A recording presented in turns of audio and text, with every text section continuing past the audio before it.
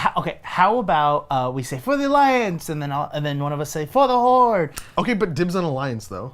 Okay, dibs on Horde. You can fucking have it. Ew. Okay, done. For the Horde is the freaking best. Me? That's disgusting. No, hold on. First of all, Alliance is a bunch of just wusses. Look, you're barely a group of sentient things.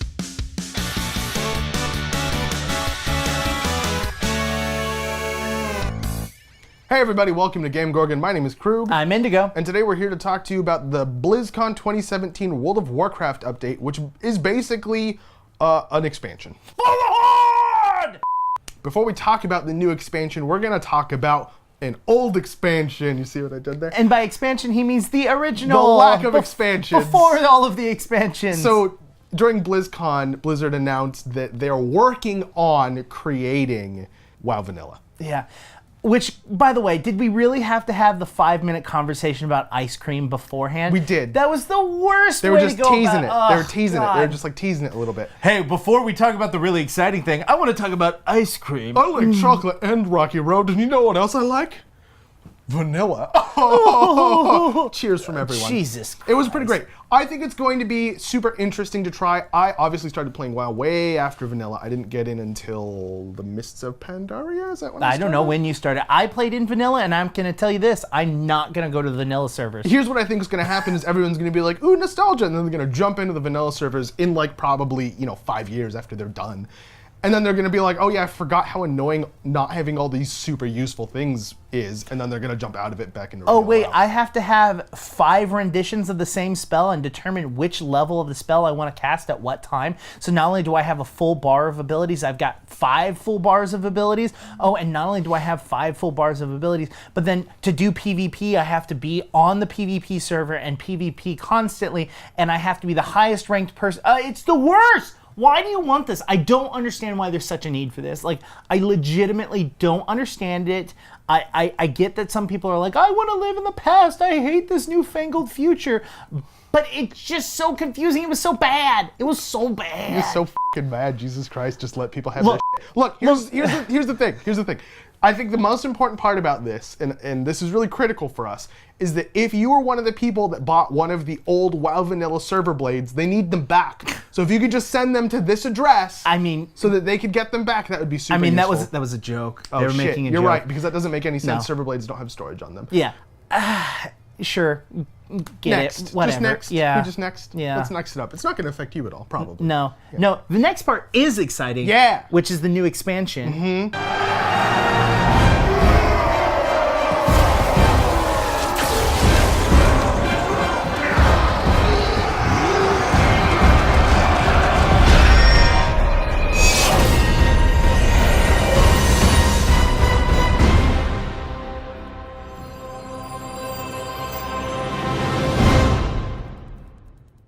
In Battle of Azeroth, we're not actually going to be getting Right. any classes in this one because the last expansion we got Demon Hunters, and we're kind of sort of getting a new race. Races. Yeah, it's actually sub-races under certain groups, so you're going to be able to have Troll subgroup, you're going to have a Dwarf subgroup. I got to play a little bit, but I didn't see the subgroups, at least on the server that I was playing with. Mm-hmm. So I don't know if it was implemented or if it's just a later option that they're going to implement.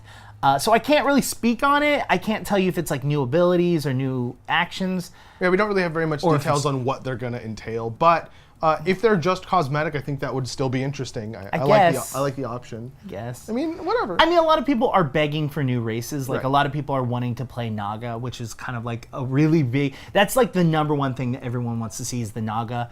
I mean, it's... If that's what they want, I just think the options, the variety should be there. Yeah. Right? And they've kind of been doing this back and forth where they have new race, new class, new race, new class, new race, new class. So... they didn't do that this time, but they did add 2 new territories plus a whole skew of really technical stuff that Krug really loves. So before we get into the technical stuff, we're going to talk about the islands, right? Yeah. So the islands is a 3-man adventure where you're trying to collect a resource called Azerite. Now, while you are playing against AI, if you're playing any of the lower difficulty modes, the AI is actually going to be using characters just like yours. So they're going to have, a panda rogue or something.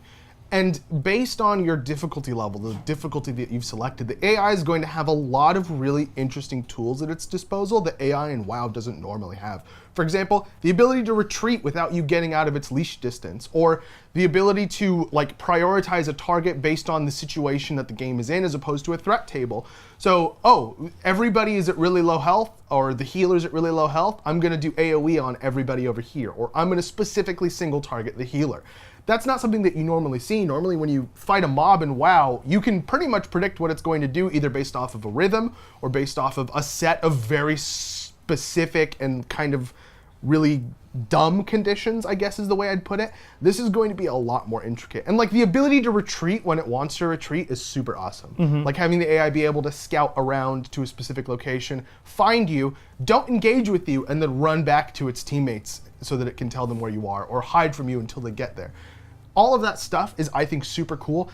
That having been said, that sounds super challenging to actually implement, and they have a super huge chance in my eyes of messing that up completely and having it be totally either way stupid OP or not even close to as strong as it should be. So we'll see how it goes. And they didn't have that on the show floor, at least. Right. They just had general questing. Hey, this is what questing is. Here's some of the new mounts. You know, this is some of the new skins for costumes. And by costumes, I mean super mean armor. Right.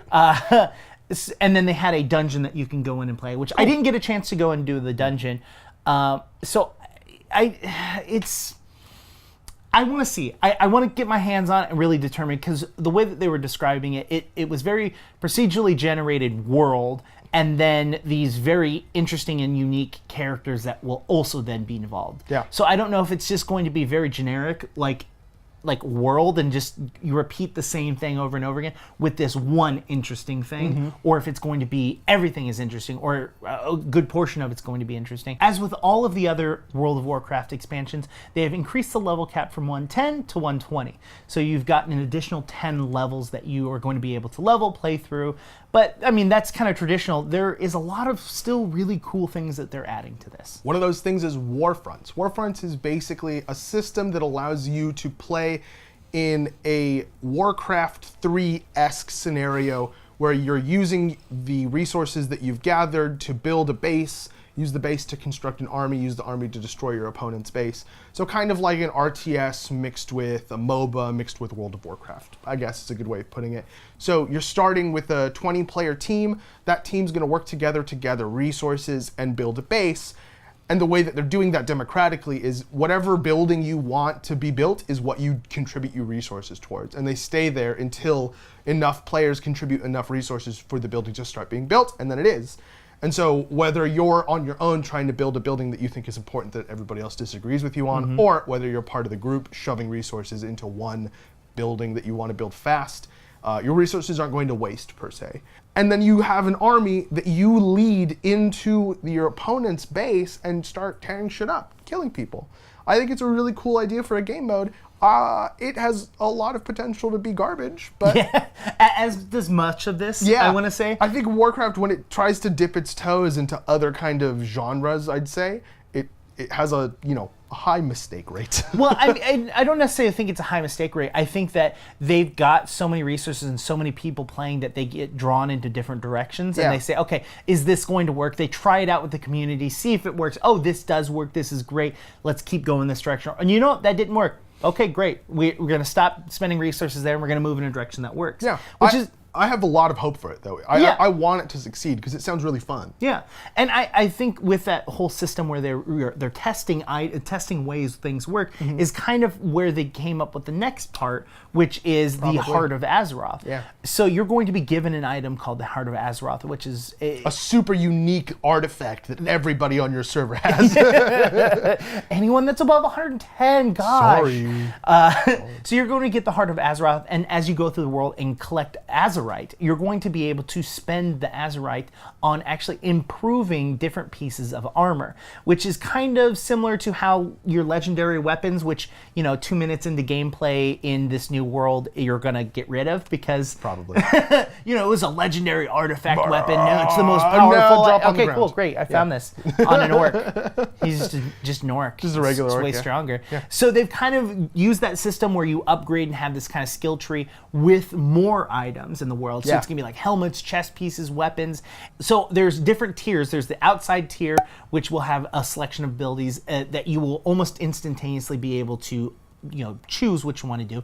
But then as it goes further down, it's more and more Azerite, and it's more difficult to get those levels. With all of that, it was interesting how they described it, because they said, hey, some of these skills and abilities with these items will make some of the items or abilities that you usually throw away and say, I don't need that, I'm never going to use it. It actually might be way more useful now that you have this piece of armor. They're trying to do not only substantial improvements to abilities, but qualitatively unique improvements. Instead of just saying this ability does 20 more damage, you could say this ability now targets 2 enemies. Like changes that are a little bit more interesting, that vary up the way abilities work, not just how much they work or how well they work. It's also supposed to make it so that there's more It's kind of what you were trying to say. So that variety. It's more player-based versus max-based. Like, everyone always wants to mid-max and make the best character. There's always the highest, this is the best build, right? Versus this is how I want to play. And I think that they're trying to take these items and go that direction to make it more of a variety versus every single warrior being an arms warrior with this gear, doing this ability, this rotation. And the thing is, they might not succeed, which is fine. There might be every class has this best in slot stuff within. You have to pick these things in order to make it maximum efficiency. But they're trying, and it might work, and we'll see. That's what I have to say. I think that's the kind of the theme of the episode. Right? Like, we'll see. We'll see. We'll see what happens. It might work. It might suck. Who knows? Let us know in the comments. Do you think Blizzard's going to be able to pull all this stuff off, or do you think it's all going to be half-baked trash? While you're down there, like the video if you like the video, subscribe to the channel if you want to get more content from us, hit the bell icon if you want to be notified about every single video that we post, and share the video with your friends, with your colleagues, with your lover. They're all going to love us. It's going to be amazing. Your lovers really love me. I don't know what to say to that. I know what to say. I'm Indigo, and you can reach me on Twitter at IndigoQT. I'm Crew. You can get me at CrewQT on Twitter. You can also get both of us at _QueueTimes. We've been GameGorgon. We'll see you all tomorrow. Bye. Bye.